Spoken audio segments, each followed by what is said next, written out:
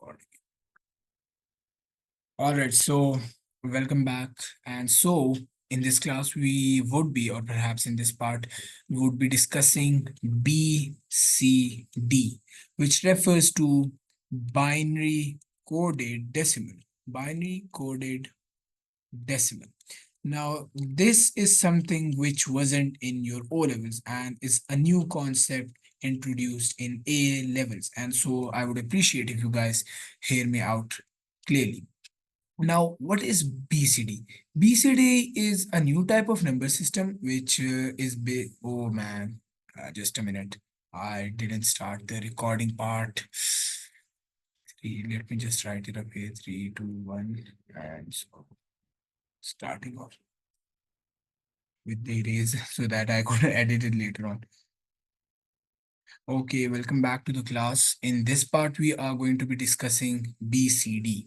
So BCD basically refers to binary coded decimal. And this is a new concept in your A-level syllabus, which wasn't there in your O-level one. And so I would appreciate if you guys clearly understand what's the concept behind BCD. Now, BCD is one other form of number system, and it has some specific rules. The most crucial rule is that it deals with nibbles only, nibbles, which means that all the numbers in BCD only act in 4 bits. What do I mean by this? By this, I mean, like, if you guys remember, in your hexadecimal part, we had a binary value, let's say 1101. We split it into 2 parts and then deal with each of them individually. In BCD, you usually have to deal with denries. Like the question usually comes up to be like convert 2307 into BCD. And so the mistake which many people make is that they convert this into hexadecimal and not into BCD because these two are quite similar. And so you guys need to know the knowledge behind which one is BCD and which one is hexadecimal. And that is quite simple. Basically, what happens is that in BCD, you take each of the number, let's take the highlighter perhaps, each of the number 2, 3, 0, and 7, and you separately convert each of these digits 2, 3, 0, and 7 into binary codes. Now, how are we going to be doing that? Let's say we have 2. So 2 is going to be 1, 2, 4, 8, 0, 0, 1, 0. Then 3, which would be 1, 2, 4, 8. Again, 0, 0, 1, 1. Then 0, which would be 0, 0, 0, 0. And then 7, 1, 2, 4, 8, which would be 0, 1, 1, 1. So the BCD for 2307 is basically 0010 0011 00000111. This is your BCD. And sometimes they say that you have this as a BCD code. BCD, not binary. This is BCD. Convert this into denary. So don't get confused. You don't have to do it like 1, 2, 4, 8, 16, 32, 64. No, no, no, no. Just convert it into nibbles. By nibbles, I mean group of 4. The first 4, the second 4, the third 4, and the last 4. And convert each of these individual 4s into a denary number. This comes up to be a 7, this as 0, this is a 3, and this is a 2. Write all these 4 numbers together and you get 2307. A common mistake which many people make up here, including me, when I didn't know the concepts really well back then, was that I considered it like as a whole 12-bit binary. I thought this is a binary code. And so I went like this as 128, 1024, and going on 2048 up to, I believe, 4096 or something, and was just adding up the numbers, which gave me a big number like 10,000 or perhaps 12,000, which was incorrect. And remember, you guys don't have a calculator. Calculator is not allowed, but this doesn't mean the examiner don't know this. They know you don't have a calculator. And so your calculations would never be confusing or perhaps something like which could get you an incorrect answer, because they know that you can multiply stuff like or 4096 multiplied by 1024. There is a concept later on about MB and maybe bytes. Previously they used to tell you to multiply things like 1030. That was easy, but now they say that multiply 1024 with 36. Doing this is pretty difficult. But always know that examiner tries to may give you a confusing question, but there is an easier approach to it. And so for a question like this, they would give you some sort of thing which would be like later on dividing the answer by, let's say, 4. And so 4 would be divided, this one going to be becoming 9, and 1024 multiplied by 9 would be then an easier task to deal with. This is just an example, just to make it just to tell you all that if there is something which involves a lot of calculation or things, just know that there is a high chance you are doing it wrong. It could be there could be a possibility that this is the right thing to do, but there is a high chance that this is something wrong. And so this is the short concept of BCD, where you just convert numbers in each specific digit into a number, like denary form. I would check the book too if there is something else too, but this is, I believe, the only thing. Mm, yeah, so yes, okay, yes, this is an important thing. So let's say you have, perhaps we have already discussed this thing too, but again, let me just repeat myself once again, and then we would end the class, hopefully, inshallah. Let's say you have a calculator. Let's take the example of calculator. Into shape. Yes, we have a calculator. It didn't convert. Mm, yes, we have this as a calculator. There is your screen. And we write the number 31 on it. Now, 31 always in a calculator or any of the digital screens, repeating digital screens, especially they ask you this question, mention the usage of BCD, and there you need to mention calculators.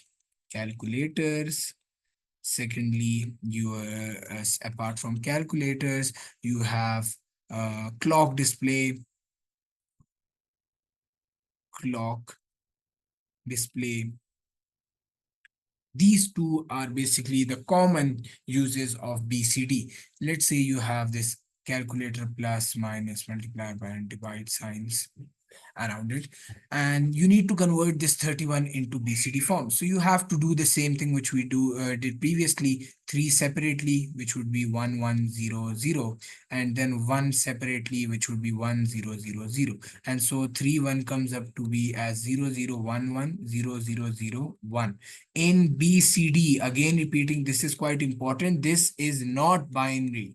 This is not binary, because binary is something different. If we convert this into binary, we get 1 2 4 8 16 32. You get a binary code of 49 perhaps in denary, which is 100% wrong, because you need to represent 31, and so this 31 in BCD form is this binary code.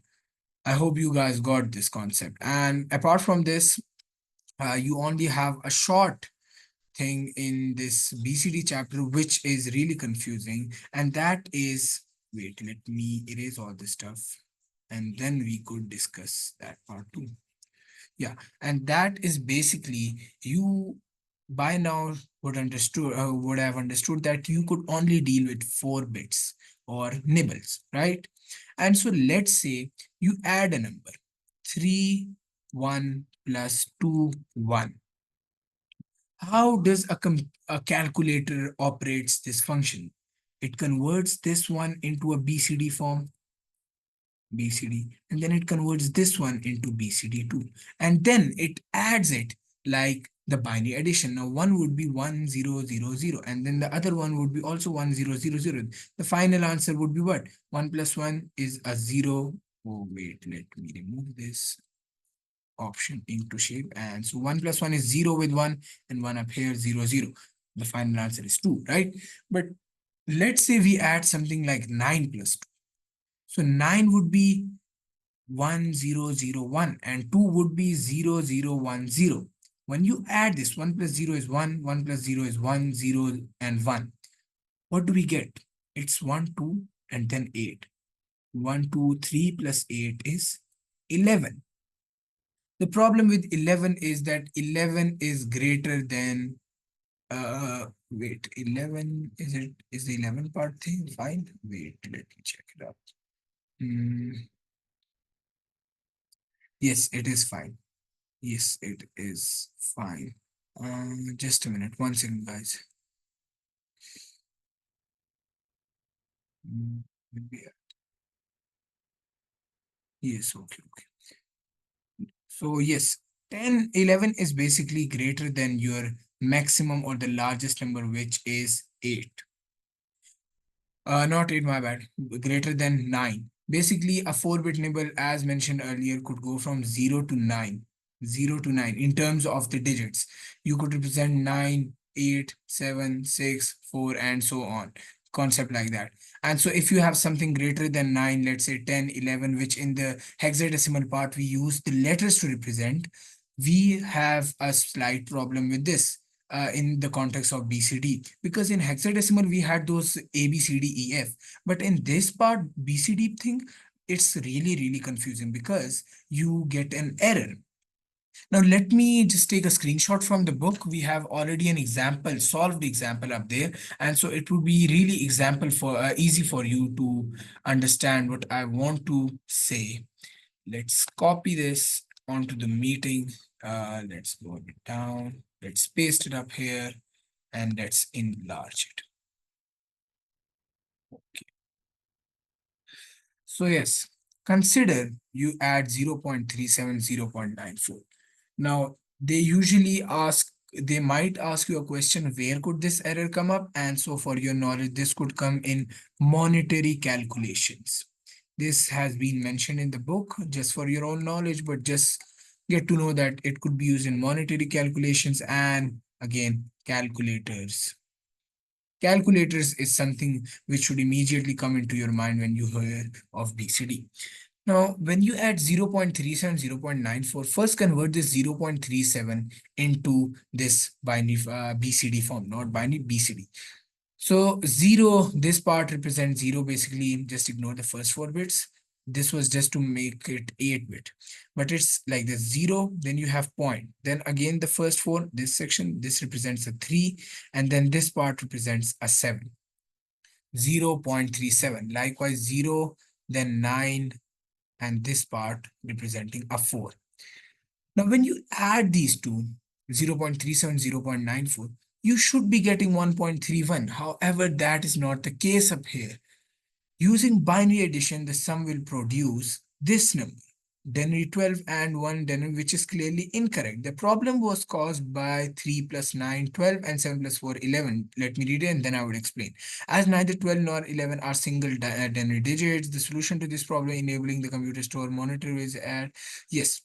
So basically what happens is that when I said BCD, and I told you to convert 2307 into BCD form, you guys remember I said deal with 2 separately, right? We could not deal with 2, 3 together. And the same concept applies in here too. If you add the value and the answer is such as 11, 11 is 2 bits. 11 is 2 bits. And as I said 0 to 9 previously, that 0 to 9 basically meant that a BCD only refers to single digit. Single, it's happening single digit. And so if you go into 2 bits or 3 bits, there is an error. And how do we deal with that error? To deal with that, we are only going to be adding 0110 or perhaps the denary number 6 into wherever we have this error. Let's say we add this part 9 and 3. What do we get? 9 plus 3, which is 0011, 0011 plus 1001. We get as 1 plus 1 is 0 with 1, 1 plus 1 is again plus 0 is 0 with 1, and then we have a 1 up here and 1 up here. This is 1, 2, 4, 8. This is 12. Now 12 comes under the 2-bit section. It's not a single digit, right? And so to deal with this, we are going to be adding the binary number 6 or the binary value equivalent of 6 into the binary value of 12, which is 0, 1, 1, 0. Let's add it up. 0 plus 0 is 0, 1 plus 0 is 1, 1 plus 1 is 0 with 1, and 1 plus 1 with a 0 is 0 with 1 carry to the next element, which would be up here. We would be getting 1 up here, and because of this 1 coming up here, we are going to be getting this 1.31 thingy 1, because 0.0 plus 0 would always give us 0, but that's not the case, right? So this one goes to the $1 at the start. And now if we check this, this is 2. 2, you see, 2, 1, 2, 4, 8, and so we get it as 2. I don't know if my addition is correct, but it is something like this. Let me again copy it from the book so that it's easier to understand what I want to say, the calculation parts. Let's copy it again, the diagram till here, copy, and back to the meeting. Let's paste it. Oh, where did it go? Yes, here it is. So you see the same thing which I explained earlier. You have 0, 1, 1, 1 with plus 0. Is there any question? All right. And when you add 0, 1, 0, 0 into it, you get 1, 0, 1, 1. And as 1, 0, 1, 1 isn't a denary digit, by denary digit, I again mean 0 to 9 or a single element digit, you have this error. And so to fix that error, computer adds 0, 1, 1, 0. So just forget 0, 1, 1, 0. That is quite confusing. Remember the number 6. And 6 always you could convert it on the spot. 1, 2, 4, 8. It would be 0, 1, 1, 0. And you add this 0, 1, 1, 0 into the old code, which is this. And so when you add it up, you get this. 1 plus 0 is 1. 1 plus 1 is 0 with 1. And 1 again 1. And 1 plus 1 is 0 with a 1 carry. And 1 plus 1 is again a 0 with 1 carry up here, which comes up to be 1. And so when we have these four, we have this one now, this 4 part. You see, this is now a single digit. Single digit. It refers to as 1. And likewise, for the other part, if we continue doing, let me copy that part too. Yes, this entire thingy. If we now copy this part too, because writing all this is really difficult, it's easier to do it with the book. Example, copy paste, yes.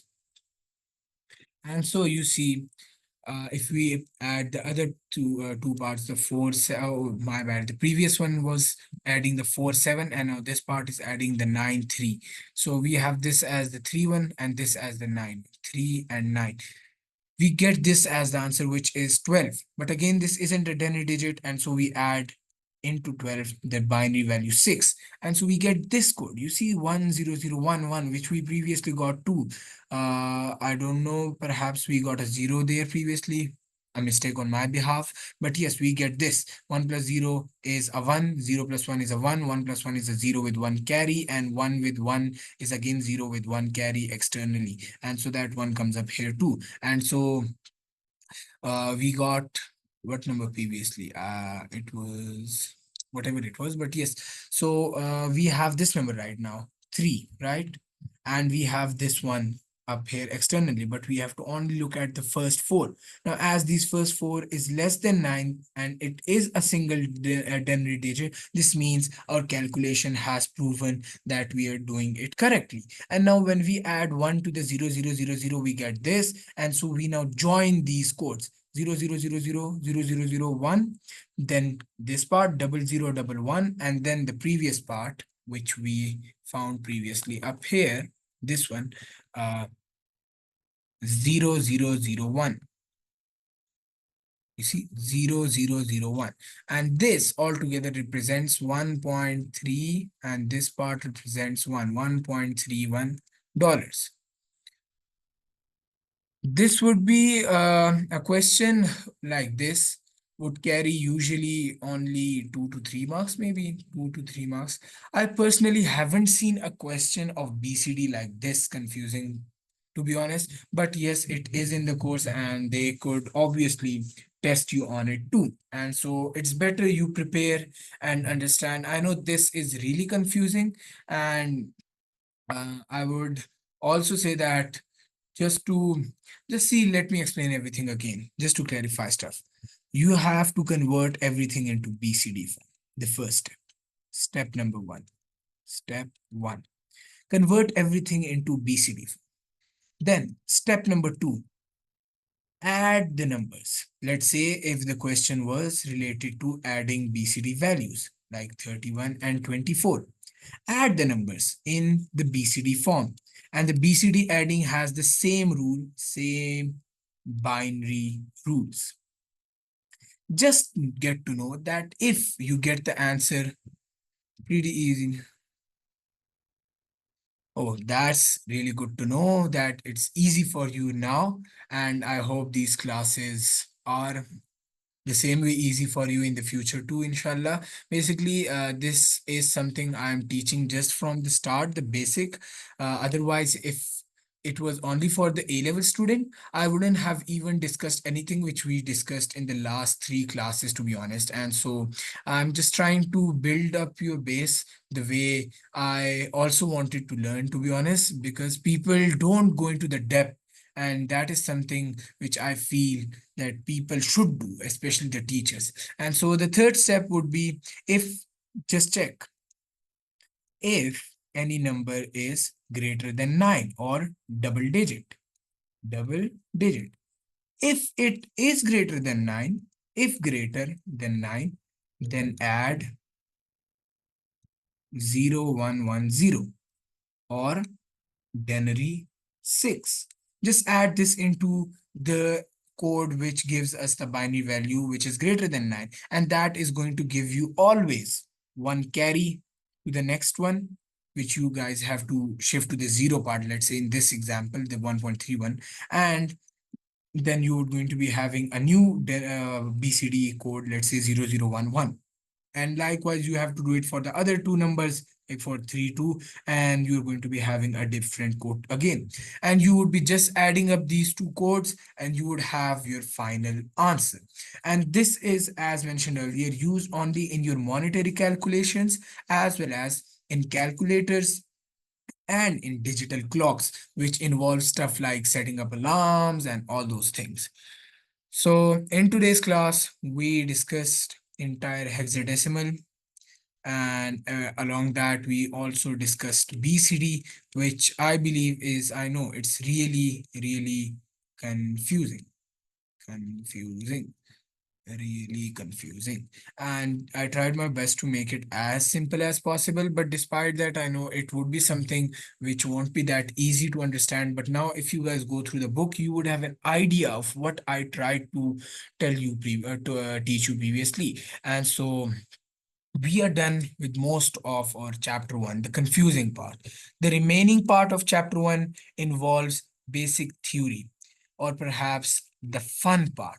It is related to compression, how you store text, something everyone thinks. Like I mentioned A, B, C, or you guys are sending up messages. How does a computer store all that and stuff like that, which is really, really easy. And I'm planning on taking some classes if you all are willing to join them in the coming 2 to 3 days, maybe on Tuesday or Wednesday if possible. I'm going to be conveying the message one day earlier on a poll. If majority of you are willing to join, then we would definitely go with the class. And because my main purpose is that I complete chapter number one as soon as possible.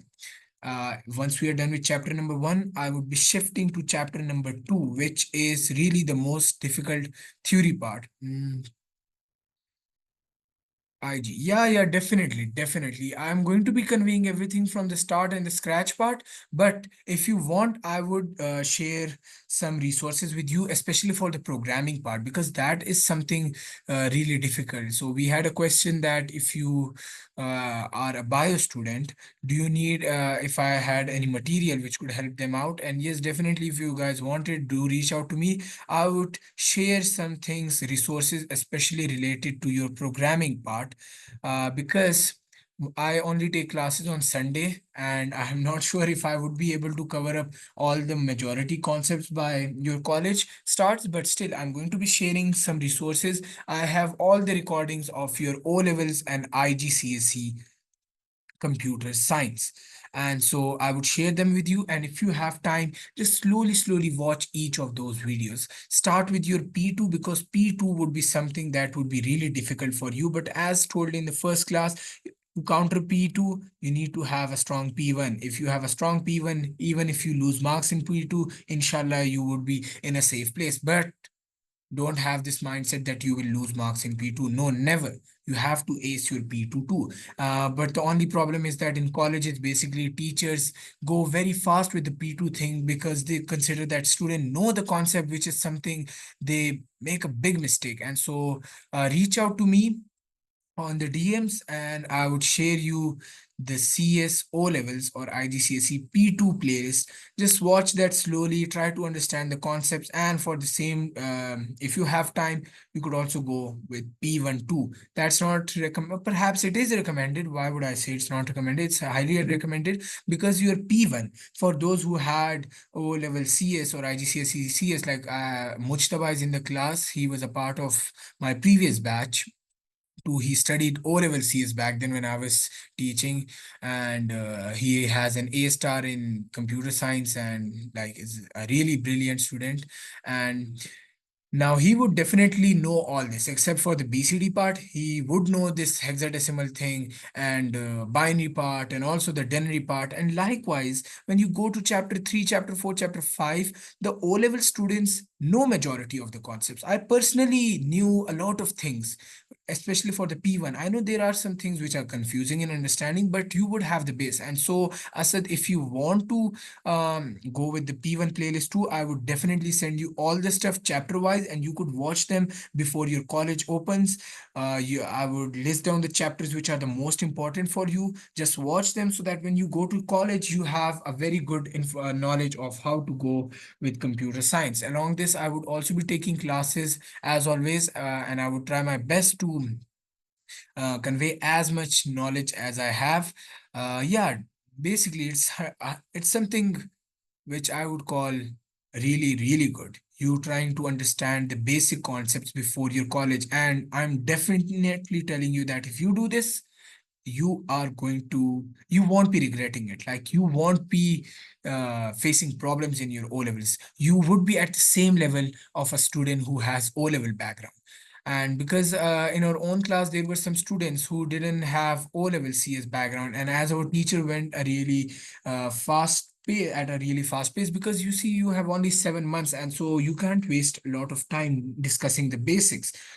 For me, the purpose of these classes was not to teach you all computer science, but to tell you how you need to study for computer science and also how to transition for CS. And one other main purpose of this class was also to help out students who didn't have O-level CS, because a lot of you were saying that we want to study CS, but we don't know how to do it. And so that was the main purpose of the class. And I would share up those resources with you later on. Just DM me and I would send it to you. That was all for today. We discussed the hexadecimal and the BCD thingy. And in the upcoming classes, one class or two class, I would make sure and also try my best that we complete the entire chapter number 1 so that we could move on to other important topics.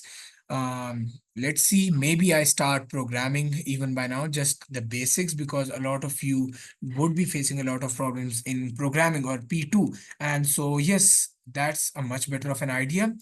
Let's do P2 after this. A short basic 2 to 3 classes about P2, and then we would again shift to P1. And that is all for today. If you are watching the recording, don't forget subscribing and sharing our videos. And if you want to join the class, do um, tell us in the description. And apart from that, for all those who joined the class has ended right now, and you guys could leave. If you have any questions, do let me know. And that was all for today. I hope you guys learned something new.